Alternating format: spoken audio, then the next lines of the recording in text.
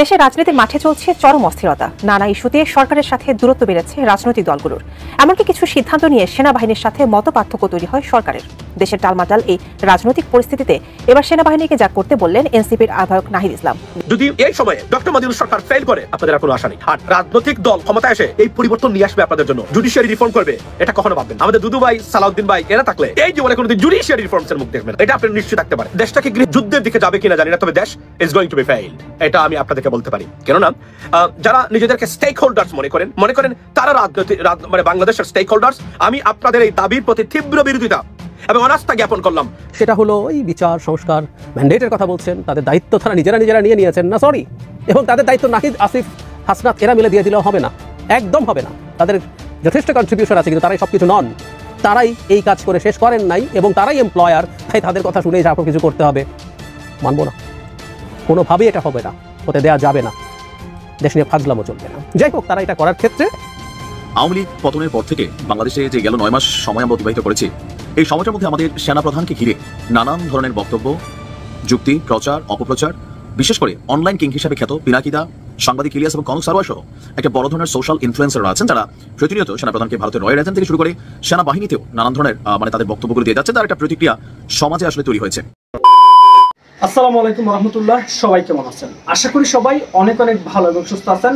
সবাইকে স্বাগতম জানাচ্ছি আমাদের আরেক নতুন ভিডিওতে। প্রতিদিনের মতো আমি আপনাদের সিরিয়াত ফারুকি।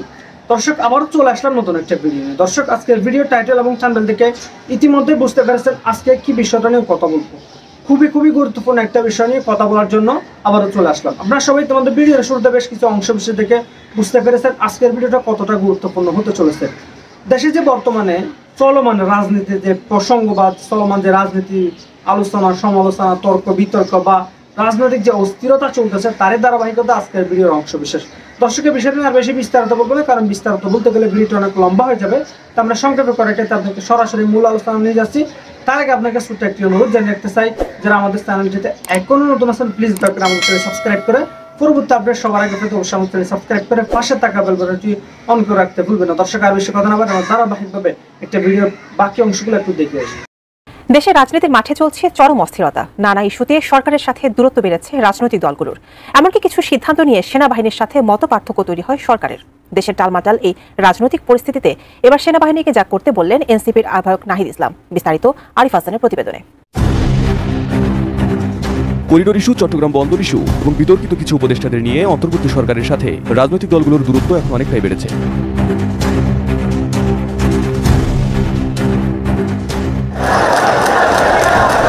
সেই সাথে একের পর এক আন্দোলন, দাবি দেওয়া আর রাজনৈতিক চাপে চরমে উঠেছে রাজনৈতিক অস্থিরতা।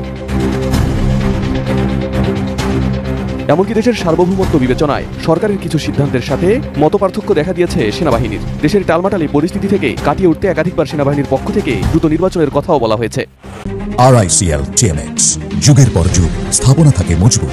আমরা দেশে একটা ফ্রি ফেয়ার এন্ড ইনক্লুসিভ একটা ইলেকশনের জন্য ধাবিত হচ্ছি এবং তার আগে যে সমস্ত সংস্কার করা প্রয়োজন অবশ্যই সরকার এদিকে হেল্প করবেন। আমি যতবারই ডক্টর ইউনুসের সাথে কথা বলেছি, completely agrees with me. There should be free, fair and inclusive election, and that election should be within December or close to that. যেটা আমি প্রথমেই বলেছিলাম যে 18 মাসের মধ্যে। দেশের নির্বাচন প্রসঙ্গে সেনাবাহিনীর এমন বক্তব্যকে অনেকে দেশের রাজনীতিতে সেনাবাহিনীর হস্তক্ষেপ হিসেবে দেখছেন। এবার এ প্রসঙ্গে মন্তব্য করেছেন জাতীয় নাগরিক পার্টির আহ্বায়ক নাহিদ ইসলাম। আওয়ামী আমলে নির্বাচনগুলো আদালতে গিয়ে এক ধরনের বৈধতা নেওয়ার চেষ্টা করা হচ্ছে, নির্বাচনগুলোকে বৈধতা দেওয়ার চেষ্টা করা হচ্ছে। আমরা মনে করি যে এটা একটা বিশৃঙ্খলা তৈরি করবে। আওয়ামী আমলের সকল নির্বাচনকে কিন্তু আমরা ফ্যাসিবাদ বিরোধী সকল রাজনৈতিক দলই অবৈধ হিসেবেই ঘোষণা করেছি, অবৈধ হিসেবে আখ্যা দিই। ফলে সেই নির্বাচন নিয়ে বিশৃঙ্খলা তৈরি করার চেষ্টা না করে আমাদের স্থানীয় সরকার নির্বাচনের দিকে যাওয়া উচিত। স্থানীয় সরকার নির্বাচনের ফলে মাধ্যমে নাগরিক যে দুর্ভোগ সেটিও আসলে দূর হবে। শনিবার এক সংবাদ সম্মেলনে 1/11-এর ঘটনা স্মরণ করিয়ে দিয়ে নাহিদ জানান, সেনাবাহিনীর সঙ্গে রাজনৈতিক সম্পর্ক গণতন্ত্র, রাষ্ট্র এবং প্রতিষ্ঠান হিসেবে সেনাবাহিনীর জন্য কখনো ভালো ফলাফল বয়ে আনেনি। সুতরাং যার যেটা কাজ, যার যেটা দায়িত্ব সেটাই পালন করা উচিত। আমাদের রাজনৈতিক ইতিহাসে আমরা বিভিন্ন সময় দেখেছি সেনাবাহিনীর সাথে রাজনীতির একটা সম্পর্ক কখনো তৈরি হয়। আমরা 1/11-এর ঘটনা জানি। এই সকল ঘটনা কিন্তু আমাদের গণতন্ত্রের জন্য, আমাদের রাষ্ট্রের জন্য এবং আমাদের সেনাবাহিনী প্রতিষ্ঠান হিসেবে কারোর জন্য কিন্তু কখনোই ভালো ফলাফল নিয়ে আসেনি। সম্প্রতি সেনাবাহিনীর পক্ষ থেকে প্রকাশিত 626 জনের তালিকা প্রসঙ্গে নাহিদ বলেন, এটা যদি আগেই প্রকাশ করা হতো তাহলে জনগণের মনে কোনো ধরনের সন্দেহ তৈরি হতো না, প্রতিষ্ঠানের বিরুদ্ধে কথা বলার সুযোগ পেত না এবং সেনাবাহিনীকে দেশের সার্বভৌমত্বের প্রতীক উল্লেখ করে গণ অভ্যুত্থান ও তার পরবর্তী সময়ে সেনাবাহিনীর গুরুত্ব তুলে ধরেন নাহিদ। সেনাবাহিনীর পক্ষ থেকে 626 জনের একটা তালিকা, যেটা আমরা দীর্ঘদিন ধরে শুনে আসছিলাম, সেই তালিকা প্রকাশ করা হয়েছে। এই তালিকাটা যদি আরো আগে প্রকাশ করা হইতো, এটা তো আসলে 8ই আগস্ট বা আগস্ট মাসেরই ঘটনা, তাহলে আসলে জনমনে কিন্তু কোনো ধরনের সন্দেহ এবং শঙ্কা তৈরি হতো না এবং এক প্রতিষ্ঠানের বিরুদ্ধে কেউ কথা বলার সুযোগ পেত না। তো সেনাবাহিনী আমাদের দেশের সার্বভৌমত্বের প্রতীক। আমরা চাই যে এবং সেনাবাহিনী এই গণ অভ্যুত্থান এবং পরবর্তী সময়ে যে ভূমিকা পালন করতেছে। বিগত সময়ে বিভিন্ন প্রতিষ্ঠানকে দলীয়করণ করা হয়েছে জানিয়ে এনসিপি নেতা বলেন, আমলাতন্ত্র, পুলিশ, সেনাবাহিনী এবং তাদের দিয়ে মানবতা বিরোধী কাজের অভিযোগও তাদের বিরুদ্ধে রয়েছে। বর্তমান সময়ে এসে সরকারি এসব প্রতিষ্ঠানগুলো জনগণের প্রতিষ্ঠান হিসেবে কাজ করবে বলে প্রত্যাশা রাখেন তিনি। আমরা বিগত আমলে রাষ্ট্রের বিভিন্ন প্রতিষ্ঠানের বিরুদ্ধে বিভিন্ন প্রতিষ্ঠানকে দলীয়করণ করা হয়েছে। আমলাতন্ত্র, পুলিশ, সেনাবাহিনী এবং নানা ধরনের তাদেরকে দিয়ে মানবতা বিরোধী কাজের অভিযোগও তাদের বিরুদ্ধে রয়েছে। ফলে প্রত্যেকটা প্রতিষ্ঠানই এই সময়টায় এসে একটা বিচারের মধ্য দিয়ে যারা অভিযুক্ত তাদেরকে শায়েস্তা করবে এবং প্রতিষ্ঠানগুলোকে রাষ্ট্রীয় জনগণের প্রতিষ্ঠান হিসেবে পুনঃপ্রতিষ্ঠা করবে, এটাই আমাদের প্রত্যাশা। গুমের সাথে সম্পৃক্ত অনেক সেনা অফিসার এখনো গ্রেপ্তার হয়নি বলে উল্লেখ করেন নাহিদ এবং বিতর্কিত বিষয়গুলো সুস্পষ্ট করলে সেনাবাহিনী প্রতিষ্ঠান হিসেবে আরো বেশি জনগণের আস্থার জায়গাটা পাবে বলে জানান এনসিপির এই নেতা। গুমের অভিযোগ যাদের বিরুদ্ধে রয়েছে, যে সকল সেনা অফিসারের বিরুদ্ধে রয়েছে, তাদের মধ্যে অনেকেই গ্রেফতার হয়নি বা তাদের অবস্থা এখন কি সে বিষয়ে আমরা কিন্তু জানি না। ফলে এই সব বিষয়গুলো সুস্পষ্ট করলে সেনাবাহিনীর প্রতিষ্ঠান হিসেবে আরো বেশি জনগণের আস্থার জায়গাটা পাবে।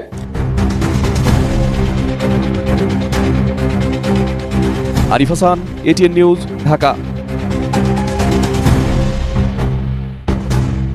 যদি এই সময়ে ডক্টর মাদিউল সরকার ফেল করে, আপনাদের কোনো আশা নেই। আর রাজনৈতিক দল ক্ষমতায় এসে এই পরিবর্তন নিয়ে আসবে আপনাদের জন্য, জুডিশিয়ারি রিফর্ম করবে, এটা কখনো ভাববেন। আমাদের দুদু ভাই, সালাউদ্দিন ভাই এরা থাকলে এই জীবনে কোনোদিন জুডিশিয়ারি রিফর্মস এর মুখ দেখবেন, এটা আপনি নিশ্চিত থাকতে পারেন। দেশটাকে যুদ্ধের দিকে যাবে কিনা জানি না, তবে দেশ is going to be failed, এটা আমি আপনাদেরকে বলতে পারি। কেননা যারা নিজেদেরকে স্টেক হোল্ডার্স মনে করেন তারা মানে বাংলাদেশের স্টেক হোল্ডার্স।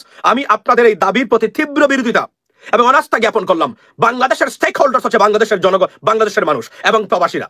যদি কোনো পার্টিকুলার গ্রুপ অফ পিপল বাংলাদেশের স্টেক হোল্ডার থেকে থাকে, সেটা হচ্ছে আমাদের প্রবাসীরা এবং সারা বাংলাদেশের জনগণ। কোনো রাজনৈতিক দল বাংলাদেশের স্টেক হোল্ডার নয়। এরা দুর্বৃত্ত, এরা করাপ্টেড, এরা অযোগ্য, এরা বাংলাদেশ বিরোধী, এরা সন্ত্রাসী, এরা খুনকারী, গুমকারী, গণতন্ত্র হত্যাকারী, মানবতা বিরোধী, এরা সব ধরনের যত অপরাধ আছে সব অপরাধে অভিযুক্ত। এরা not only Awami League but many other political parties.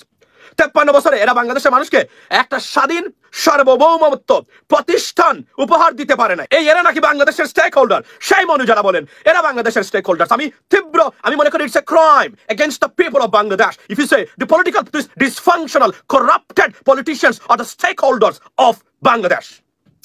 এটা তীব্র বিরোধিতা করবেন আপনারা যারা এখানে যুক্তি দিলেন আমার সাথে। এই মতে প্রিয় প্রবাসী ভাই ও বন্ধুরা, আমি আবার আজকে প্রস্তাব দিয়েছি, আপনারা ফেল করেছেন।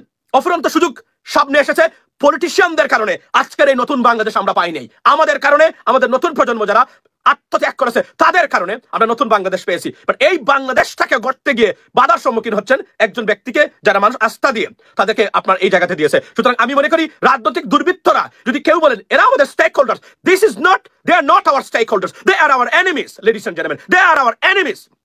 বাংলাদেশের দুর্বৃত্তায়িত রাজনীতিবিদ এবং রাজনৈতিক পরিবেশ হচ্ছে বাংলাদেশের নাম্বার 1 দুশ্মন, বাংলাদেশের 22 কোটি মানুষের দুশ্মন। এদের বিষয়ে সচেতন থাকতে হবে। এবং আমি আজকে প্রস্তাব দিয়েছি গভর্নমেন্টকে, আমরা প্রবাসীরা রাষ্ট্রের দায়িত্ব নিতে চাই। আমরা এডুকেটেড, আমরা বিদেশে, আমি আবার বলছি, একজন মানুষ যখন বিদেশে আসে বলতে গেলে বিয়ে পাশের অভিজ্ঞতা হয়ে যায়। মনে আছে সেই সাইফুল আমাকে বলেছিল কয়েক বছর আগে যে ভাই আমার লাইভে, তখন আমি মানুষকে নিয়ে লাইভ করতাম গণ বলছিল যে কুয়েতে যাওয়ার পরে বলছিল যে আপনার এই কি বলছিল যে ভাই আমি বাংলাদেশ থেকে কুয়েতে আসার পরে আমি বুঝলাম আমি আসলে কোথায় ছিলাম। এবং সেই দেশে থেকে যারা বলেন তারা স্টেক হোল্ডার্স, এরা নাকি বাংলাদেশের স্টেক হোল্ডার্স। তোরা কিসের স্টেক হোল্ডার্স? তোরা তো চোর, তোরা তো বাটপার, তোরা তো প্রতারক, তোরা তো দান্দাবাজ, টাকা পাচারকারী, টাকা পাচারকারী সহযোগী। তোরা কিসের স্টেক হোল্ডার্স?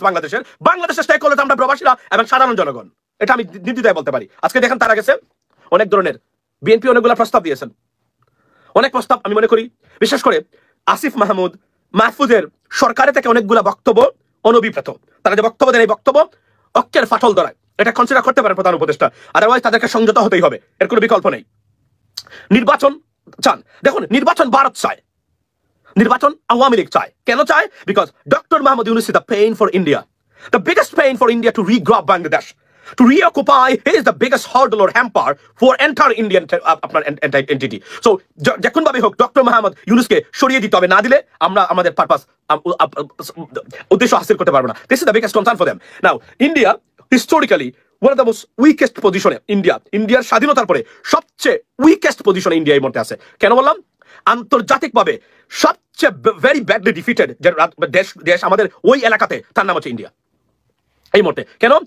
ডোনাল্ড ট্রাম্প আসার পরে তারা যে উচ্ছ্বাস নিয়ে প্রেসিডেন্ট ডোনাল্ড ট্রাম্পের মানে আগমনকে তারা স্বাগত জানিয়েছিল, সেটা মানে একদম ব্যস্ত গেছে। কেননা ভারত পাকিস্তান যুদ্ধে বলতে গেলে যুক্তরাষ্ট্র প্রশাসন ওয়ান সাইডেড ছিল পাকিস্তানের পক্ষে, এটা আমি নির্দ্বিধায় বলতে পারি। বিশেষ করে মিডিয়া যেভাবে কাভারেজ করেছে তারা আপনার কিসের জন্য, পাকিস্তানের জন্য, এটা আনবিলিভেবল। আমি এই ক্লিপটা দেখাইতে চাইছিলাম কিন্তু সময় নাই, কারণ আমি তো একবার লাইভ করি বা ঘন্টার পর ঘন্টা করতে পারি না, সময় স্বল্পতার কারণে, আপনারা জানেন। এজন্য আমার কাছে এভিডেন্স আছে। প্রেসিডেন্ট ট্রাম্পের মিডিয়া ফ্রেন্ড বলে খেতো, তারা বলছে এই যুদ্ধে পাকিস্তান জয়ী হয়েছে। আমি আপনাদেরকে দেখাবো এটা, একটা দুইটা দিন আমাকে সময় দেন বা আগামীকালকেই আমি যখন সময় পাবো আমি এটা দেখাবো ইনশাল্লাহ। লেডিস এন্ড জেন্টলম্যান, যারা আজকে মানে প্রবাসী যারা আছেন, আপনারা দেখেন আপনাদের দেশ আবার সংকটাপন্ন। আমরা এই কথাগুলো বলছিলাম, আমরা জুলাই বিপ্লবের মাধ্যমে আমরা দেশটাকে রিগেইন বা রিকন্ট্রোল নিয়েছিলেন বাংলাদেশের মানুষ, বাট বিকজ অফ এই যে রাজনৈতিক ব্যর্থতা এবং এদের ল্যাক অফ ইন্টেলেকচুয়ালিটির কারণে আজকের দেশটা আবারও বিপদগ্রস্ত, এবং উনাকে শান্তিমতো কাজ করতে তারা দিচ্ছেন না। তারা উনাকে মানসিকভাবে যন্ত্রণা দিয়ে, কারণ মনে রাখবেন উনি এখানে আপনার আঠার মতো লেগে থাকবেন না, কারণ এটা তার জব নয়। এবং তারা মনে করেন তারা কাজ করার পরিবেশ হারাচ্ছেন রাজনৈতিক দলগুলার আপনার দুর্বৃত্তায়নের কারণে, যেভাবে ডিস্টার্ব করা হচ্ছে। গতকালকে একজন উপদেষ্টা বলেছিলেন যে আমি এক অফিস থেকে আরেক অফিসে যাওয়া যাচ্ছে না, এদিকে ব্লক, কাজ করবো কিভাবে? এই যদি হয় অবস্থা, তাহলে এই দেশের কপালে খুবই খারাপই আছে। এবং আপনাদেরকে আমি বলি, ইন্ডিয়া বসে আছে যে কোন সময় আপনার এটাকে আপনার নিয়ে নেবার জন্য। গতকাল বেশ কয়েকটা গুরুত্বপূর্ণ ঘটনা ঘটেছে। অ্যাপারেন্টলি মনে হচ্ছিল সব শান্ত হয়ে এসছে, কিন্তু প্রথম আমরা উপদেষ্টা ওয়াহিদুদ্দিন মাহমুদের একটা মন্তব্য দেখে দেখলাম যে না, প্রধান উপদেষ্টা থাকছেন, তাতে মনে হলো যে সবকিছু মোটামুটি শান্ত হয়ে এসছে। কিন্তু তারা এরপর একটা অফিসিয়াল স্টেটমেন্ট, যেটা প্রধান উপদেষ্টা তার অফিসিয়াল ফেসবুকে শেয়ার করেছেন, সেটা খুব তীব্র সন্দেহের জন্ম দিয়েছে। এবং একই সাথে গতকালই 3টা রাজনৈতিক দল দেখা করেছে প্রধান উপদেষ্টার সাথে, বিএনপি, জামায়াত এবং এনসিপি, রেজিস্ট্রেশনহীন একটা দল দেখা করেছেন। অবশ্য ডক্টর ইউনূসের নিজের দল দেখা করতেই পারে, তাদের প্রধান আলাদাভাবে দেখা করতে পারেন। তো দেখা হওয়ার বিষয়টা নিয়ে আলাদা করে আলোচনা করব, এবং এখানে এক ধরনের বিএনপিকে হিউমিলিয়েট করা হয়েছে বলে মনে হতেই পারে, এবং এটা একটা অর্থহীন বৈঠক হয়েছে বলবো আমরা। কারণ স্টেটমেন্ট যেটা দেওয়া হয়েছে সেই স্টেটমেন্টটা আসলে অনেক কিছু বলে দিয়েছে, খুবই অ্যালার্মিং। আমরা যদি এটার প্রতিটা বাক্য পড়ি এবং রিডিং বিটুইন লাইন্স, তার রাইটার্স প্রেমিস বলে যে একজন রাইটার আসলে কি ঢঙে লিখেছেন, অনেক সময় সেটা কমিউনিকেটেড হয়, বা রাইটার নিজে কমিউনিকেট করতেই চান।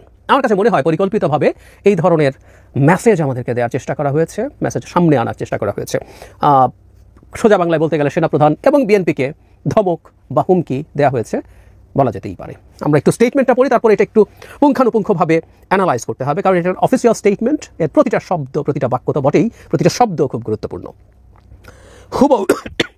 হুবহু যা লেখা হয়েছে সেটা এরকম যে জাতীয় অর্থনৈতিক পরিষদে এনইসির বৈঠক হয়েছে। এখানে অন্তর্বর্তী 3টি প্রধান দায়িত্ব তারা বলছেন, নির্বাচন, সংস্কার ও বিচার বিষয়ে বিস্তারিত আলোচনা হয়। মানে এগুলো কে দিয়েছে, কিভাবে দিয়েছে প্রশ্ন তোলা যায়, তুলছি না আপাতত। প্রধান উপদেষ্টা প্রফেসর মোহাম্মদ ইউনূসের সভাপতিত্বে রাজধানীর শেরেবাংলা নগর এলাকায় পরিকল্পনা কমিশনের বৈঠক অনুষ্ঠিত হয়।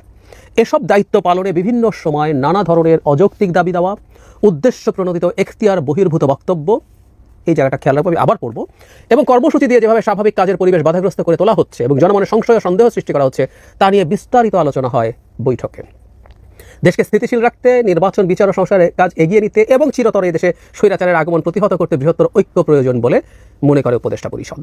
এ বিষয়ে অন্তর্বর্তী সরকার রাজনৈতিক দলগুলোর বক্তব্য শুনবে এবং সরকারের অবস্থান স্পষ্ট করবে।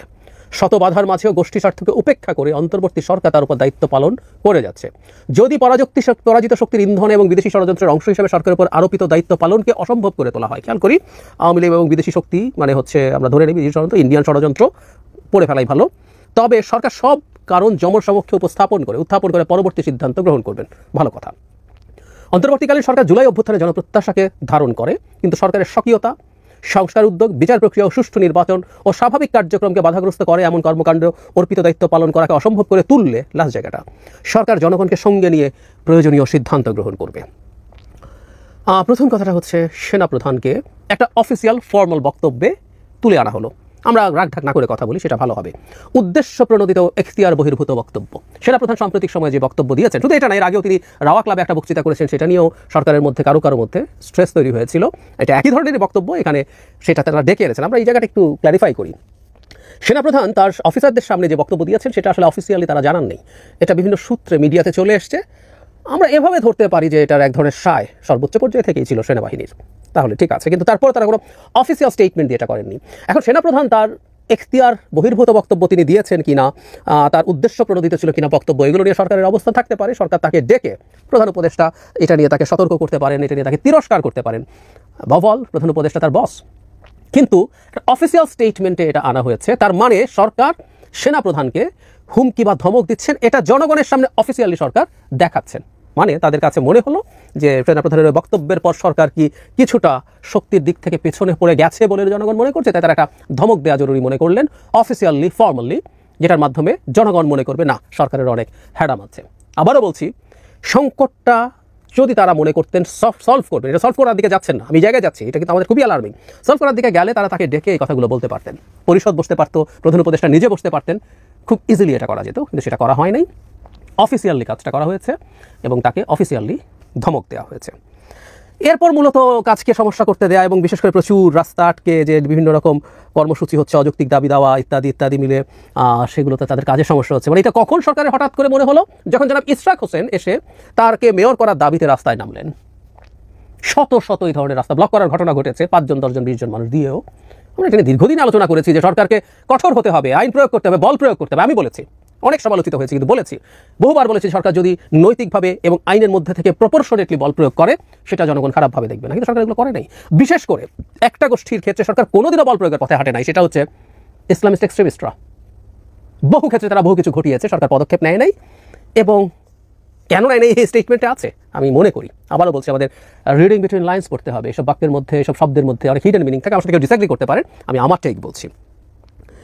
বিএনপিকে এখানে তার মানে যখন ইশরাক করলেন তখন সমস্যা হয়ে গেল, আর আগে হয় নাই। এরপর আওয়ামী লীগের নিষিদ্ধ করার নাম দিয়ে একই ঘটনা কয়েকদিন আগেই হলো, কিছু হয় না। কিন্তু এটা তো ডক্টর ইউনূসের নিজের দলের লোকজন, হাসনাত আব্দুল্লাহ, এনসিপি এবং জামায়াত টু সাম এক্সটেন্ট সরকারের সাথে ইজ ভেরি মাচ অ্যালাইন্ড, এবং ইসলামিস্টরা, তাতে সমস্যা হয় নাই।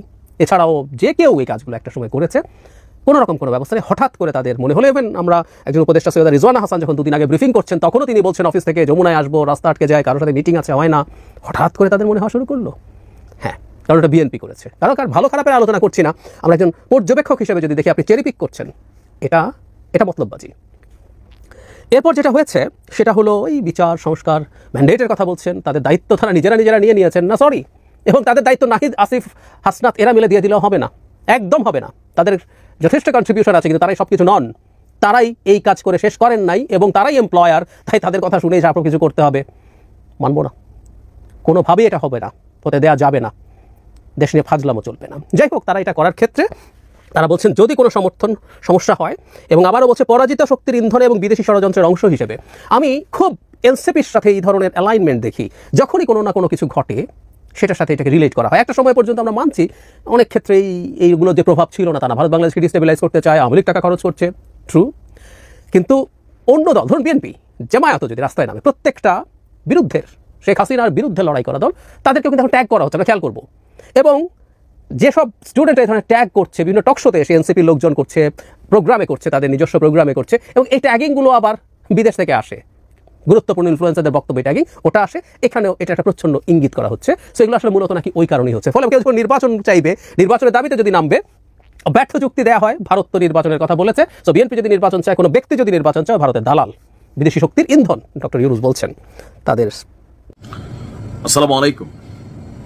আওয়ামী লীগ পতনের পর থেকে বাংলাদেশে যে গেল 9 মাস সময় আমরা অতিবাহিত করেছি, এই সময়টার মধ্যে আমাদের সেনাপ্রধানকে ঘিরে নানান ধরনের বক্তব্য, যুক্তি, প্রচার, অপপ্রচার, বিশেষ করে অনলাইন কিং হিসাবে খ্যাত পিনাকিদা, সাংবাদিক ইলিয়াস এবং কনক সারোয়ার সহ একটা বড় ধরনের সোশ্যাল ইনফ্লুয়েন্সাররা আছেন, যারা প্রতিনিয়ত সেনাপ্রধানকে ভারতের রয়্যাল এজেন্ট থেকে শুরু করে সেনাবাহিনীতেও নানান ধরনের তাদের বক্তব্যগুলো দিয়ে যাচ্ছেন। তার একটা প্রতিক্রিয়া সমাজে আসলে তৈরি হয়েছে।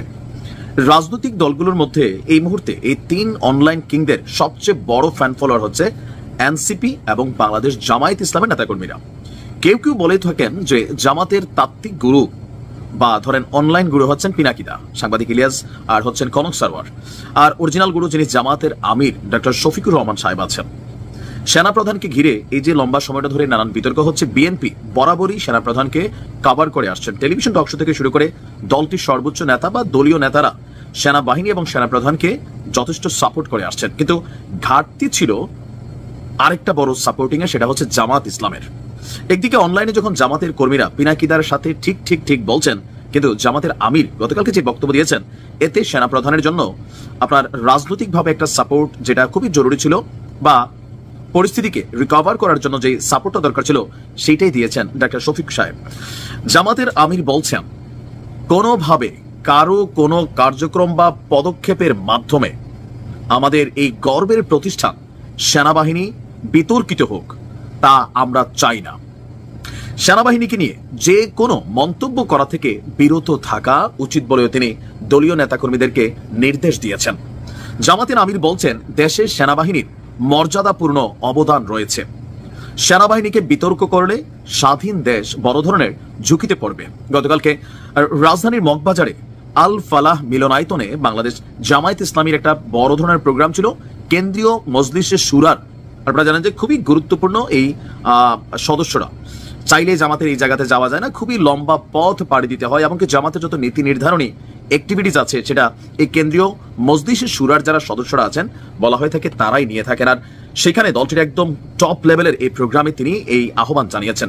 তিনি বলছেন যে বাংলাদেশ একটি বিশেষ অবস্থায় অবস্থান করছে।